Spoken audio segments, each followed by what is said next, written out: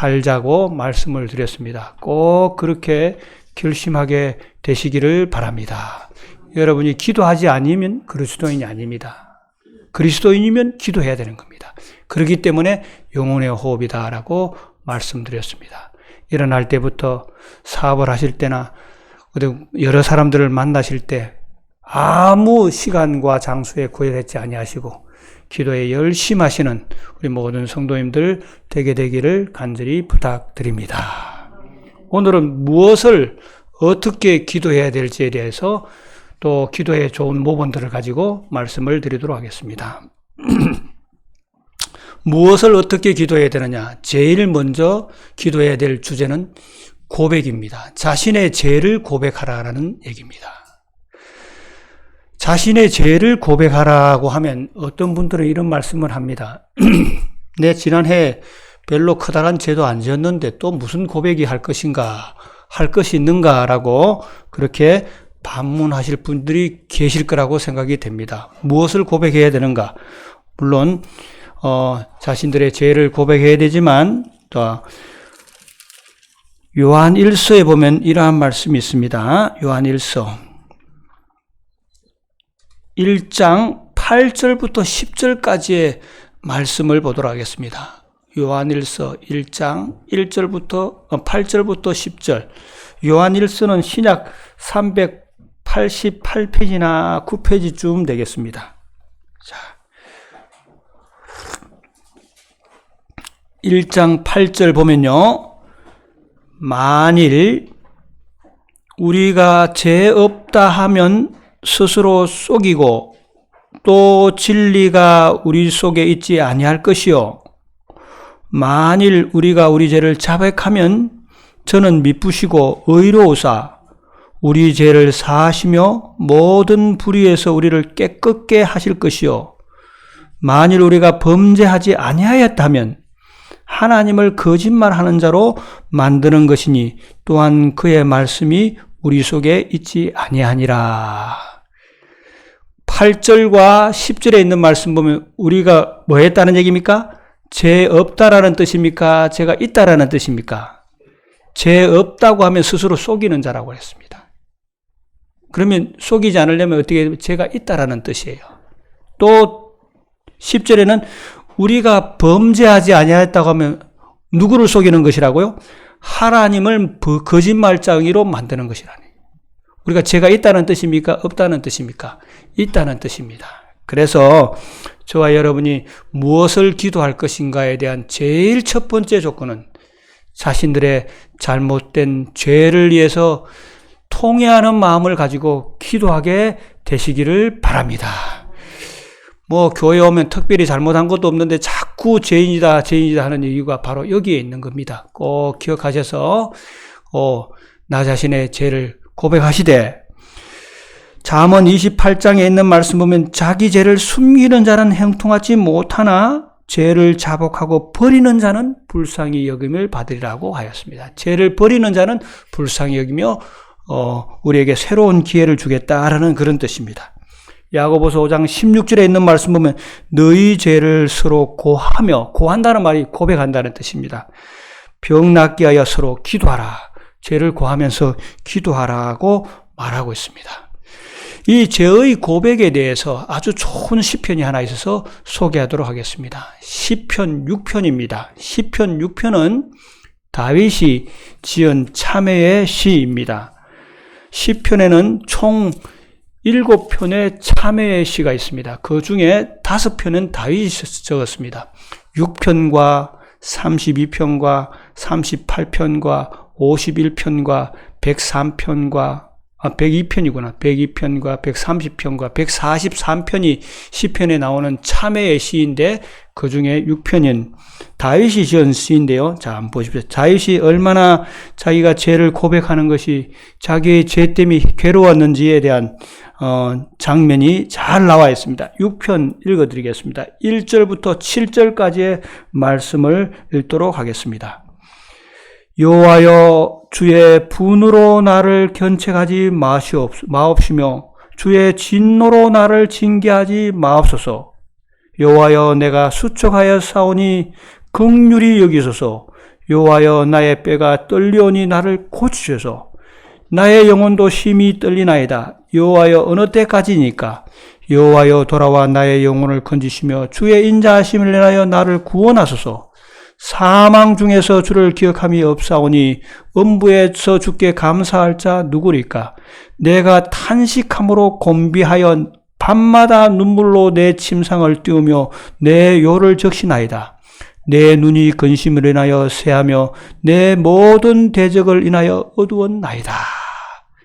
다윗이 자기 죄를 이렇게 깊은 통회하는 마음으로 뭐 했다는 얘기입니까? 고뇌하고 고백하였다라는 뜻입니다. 이 시는 다윗이 언제 지었을까? 많은 학자들이 추측하기를 압살롬, 자기 아들이 아버지를 반역했을 때 쫓겨가면서 지은 시일 것이다. 얼마나 자기 죄였던 결과가 돌아오는 것을 보고 참담하게 느꼈겠습니까? 그러면서 지은 시인데 어떤 분들은 얘기하기를 우리의 영혼과 육체를 깨끗하게 하는 가장 좋은 시 중에 하나가 시편 6편이다라고 말하고 있습니다. 자기의 진실된 고백이었다라는 뜻입니다. 진실된 고백을 하니까 하나님께서 어떤 약속을 하셨느냐 하면 고린도후서 7장 11절에 있는 말씀은 하나님의 뜻대로 하는 근심은 자신을 깨끗함을 나타나게 한다. 하나님의 뜻대로 하는 근심은 우리를 뭐 한다게 한답니까? 깨끗하게 해주시겠다라는 얘기입니다. 그 깨끗하게 해주시는 것이 무엇이 되느냐니까 대적할 수 있는 힘이 되는 겁니다. 여러분, 깨끗하지 못하면 다른 사람을 대적할 수가 없습니다.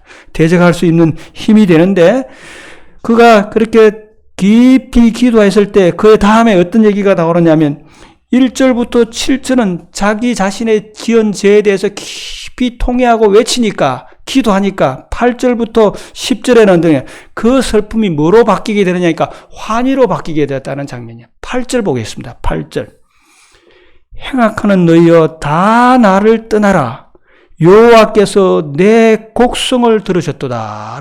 내 곡성이라고 했는데 다른 성경책에는 내 울부짖음을 들으셨도다. 여호와께서 내 간구를 들으셨으며 여호와께서 내 기도를 받으시리로다. 내 모든 원수가 부끄러움을 당하고 심히 떨리며 혼련히 부끄러워 물러가리로다. 깊이 통회하는 마음으로 기도하니까 누가 다 떠나갔다는 얘기입니까?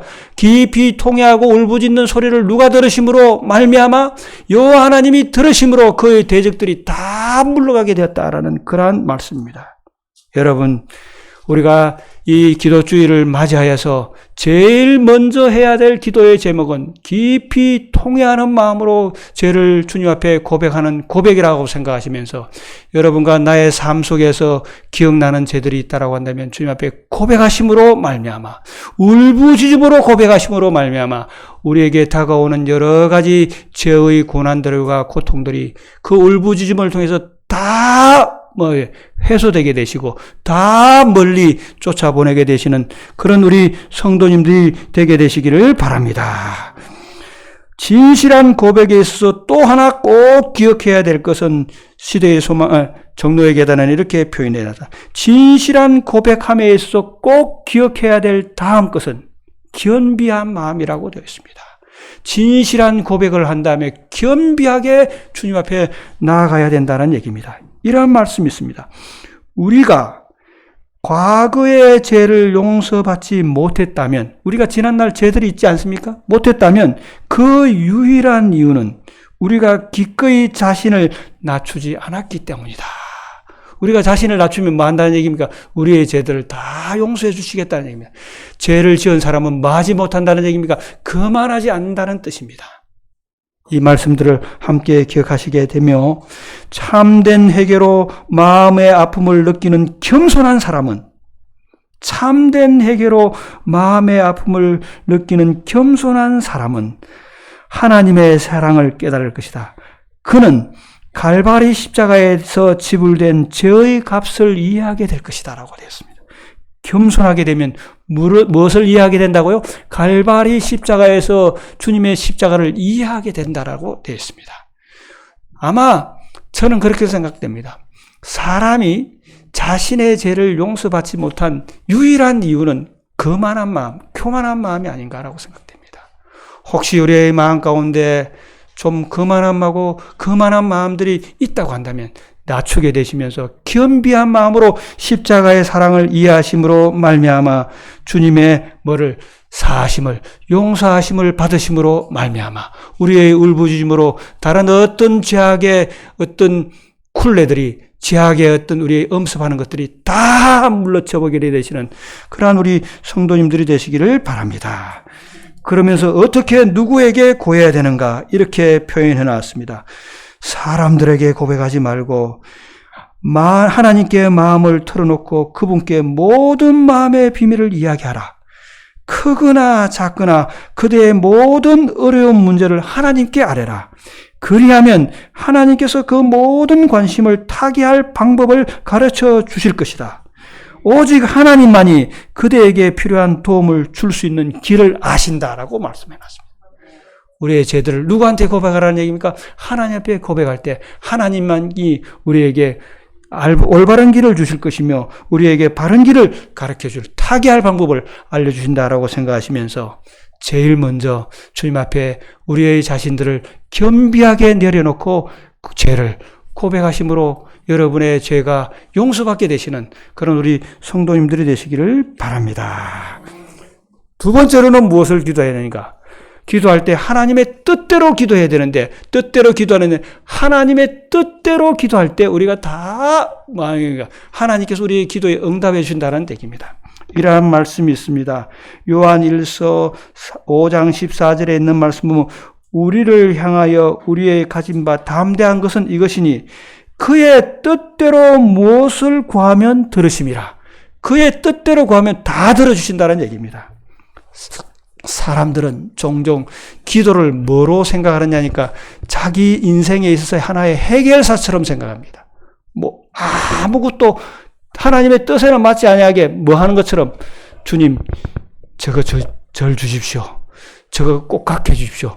이런 기도들을 하는데 그것은 하나님의 뜻에 맞는 기도가 아니라는 말씀입니다. 야고보서 4장 3절에 있는 말씀은 구하여도 받지 못함은 정욕으로 쓰려고 잘못 구함이라. 우리 탐욕으로 쓰려고 잘못 구하기 때문에 주님이 주시지 않는다는 뜻입니다. 그러면 뭐대로 구하라고 했습니까? 하나님의 뜻대로 구해야 되는데 하나님의 뜻대로 구하는 것은 무엇이냐? 하나님의 뜻이 무엇인지 알면 우리가 하나님의 뜻대로 구하게 될 것입니다.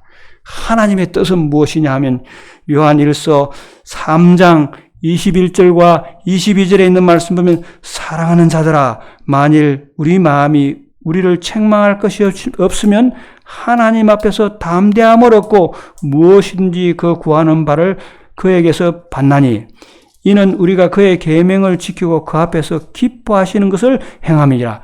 계명을 구하는 것이 주님의 뜻이다라고 말씀하십니다. 하나님의 계명을 간구하는 것이 주님의 뜻이다. 계명을 지키고 그 앞에서 기뻐하시는 것을 행함이라고 말씀하고 있습니다. 로마서 2장 18절에 쓴 말씀은 더욱더 분명하게 말씀하고 있습니다. 율법의 교훈을 받아 하나님의 뜻을 알고 하나님의 뜻대로 구하는 것은 하나님의 계명을 말씀 그대로 순종하려 하며 하나님의 뜻은 뭐라 그러니까 계명을 그대로 순종하는 것이 하나님의 뜻이라는 얘기예요. 잠언 28장 9절에 있는 말씀입니다. 법을 지키지 않은 자의 기도는 가정한 것이다 라고 얘기하고 있습니다. 그래서 우리가 하나님의 뜻대로 구해야 되는데 뭐를 구해야 되냐니까 하나님의 계명, 하나님의 뜻을 알도록 하나님의 뜻대로 살도록 하는 것을 기도할 때 주님께서 우리의 기도를 뭐 해주신다는 얘기입니까? 들어주신다는 얘기예요. 내가 계명대로 살겠습니다. 하나님의 율법을 준수하며 살겠습니다. 라고 하는 기도들은 주님께서 뭐 하신다니까 즉시 그분의 뜻이기 때문에 응답해 주신다는 뜻이에요.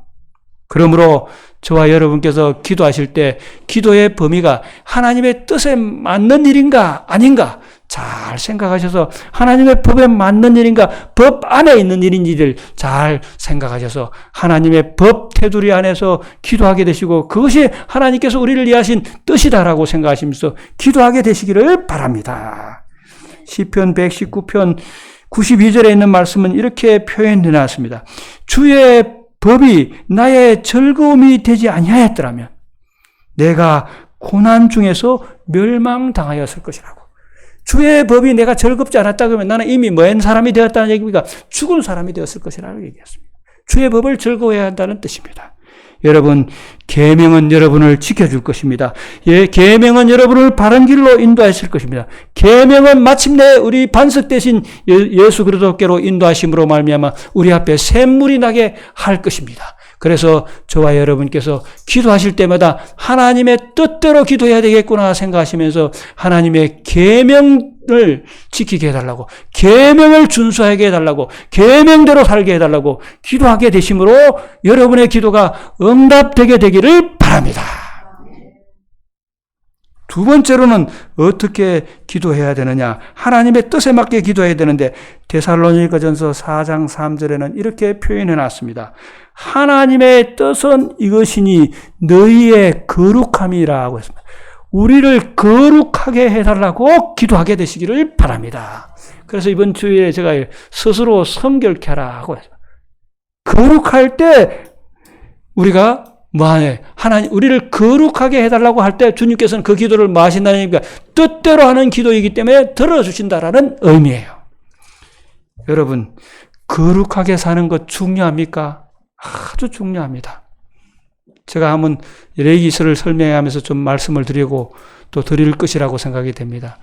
사람이 60이 되니까 돈도 살아가는 것도 보다도 중요한 것은 거룩하게 사는 것이 중요하구나 하는 것을 새삼 느끼게 됩니다.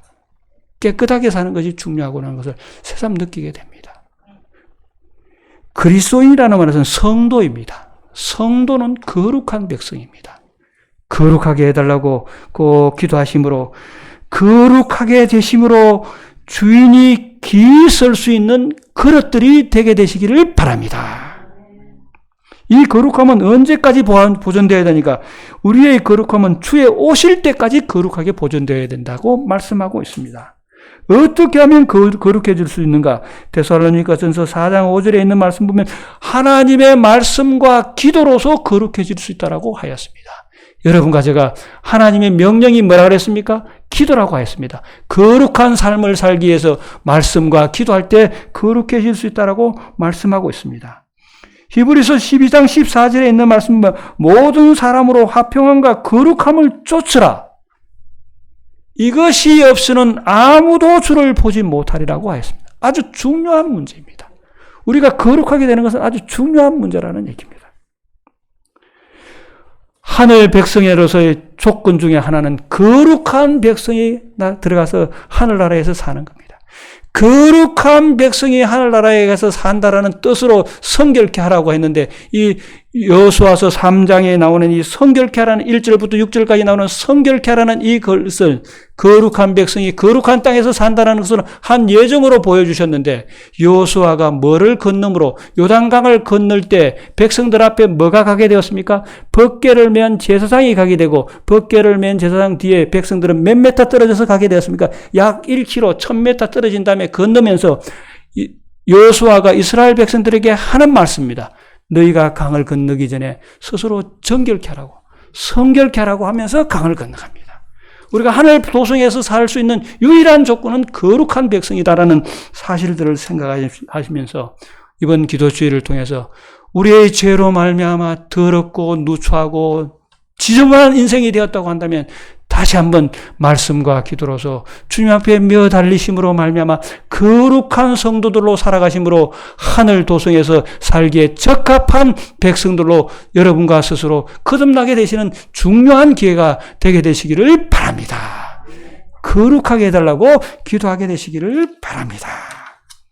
세 번째로는 하나님의 뜻은 무엇이냐 하면 데살로니가전서 5장 16절과 18절에 있는 말씀입니다. 항상 기뻐하라, 쉬지 말고 기도하라, 범사에 감사하라. 이는 그리스도 예수 안에서 너희를 향하신 하나님의 뜻이라고 했습니다.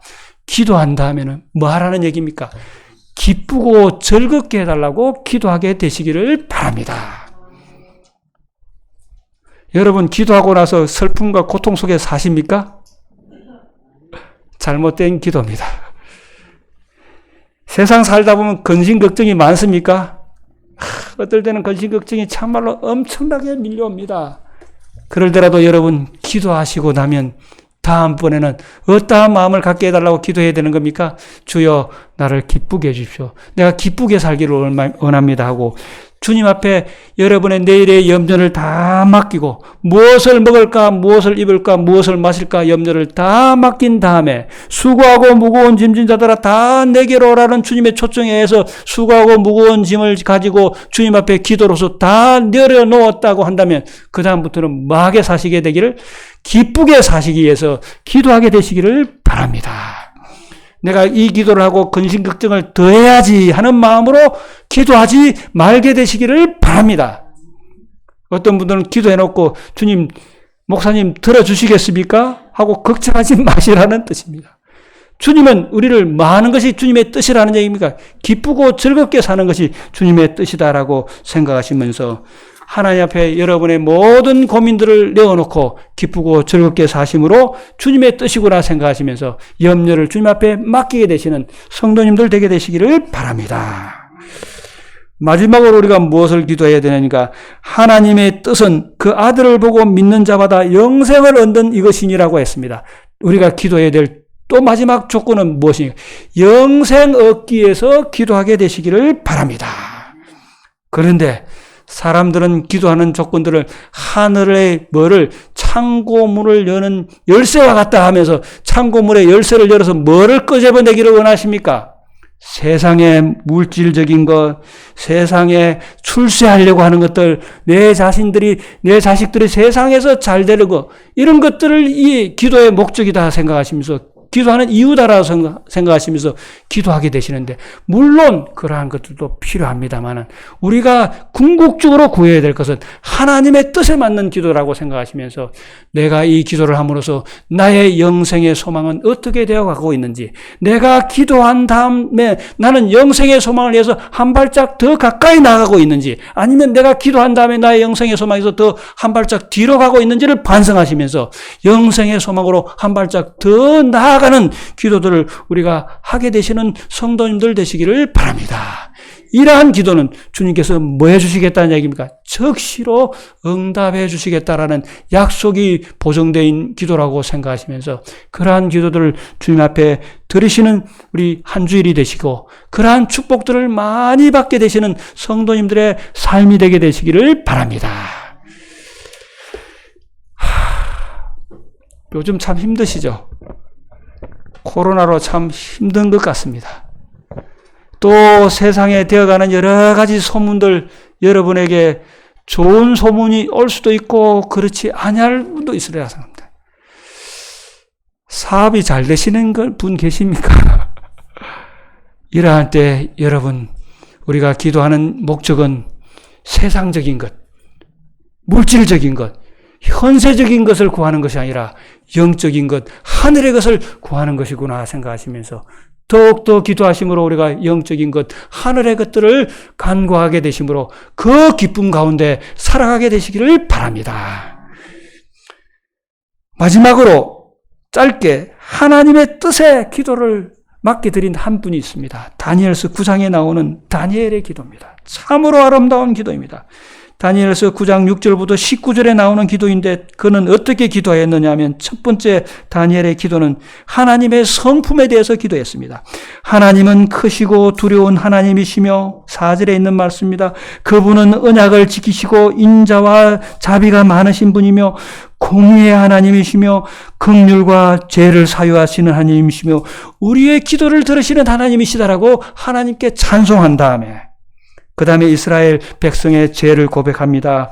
우리는 죄를 범죄하였습니다. 주의 말씀을 듣지 아니하였습니다. 공의를 행치 아니하였습니다. 우리의 열왕과 방백들은 범죄하였습니다. 우리 앞에 율법을 행치 아니하였습니다. 우리가 당신의 목소리를 청종하지 아니하였습니다 하고 자신의 죄를 고백하였습니다.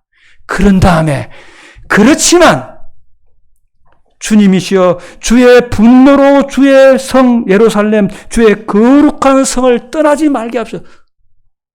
분노로 치지 말라는 때입니다.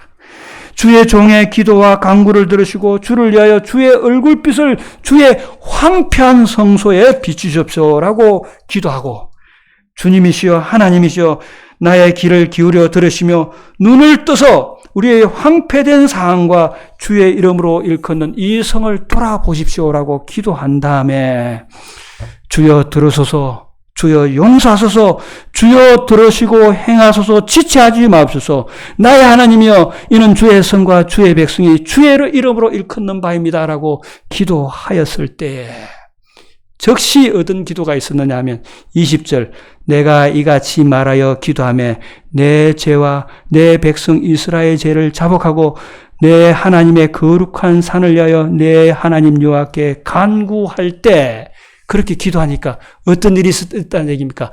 21절과 22절, 가브리엘 천사가 빨리 내게 날아와서 하나님의 뜻을 맺는 기도를 들었을 때 즉시 기도에 응답이 있었다라는 뜻입니다.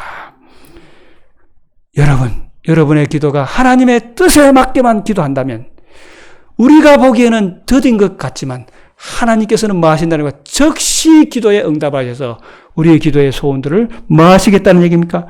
들어주실 것이라는 확신들을 가지면서 우리가 무엇을 어떻게 기도해야 될지를 분명히 하심으로 우리의 죄를 고백하고 주님의 귀한 성호에 의지해서 주님의 뜻에 맞는 기도를 할 때 즉시 응답해 주신다는 사실들을 생각하시면서 끊임없이 기도하심으로 여러분의 삶이, 여러분의 꿈이 하늘을 향해서 향하게 되시고 여러분의 생애가 기쁨과 즐거움으로 넘치는 삶을 살아가게 되시기를 바랍니다.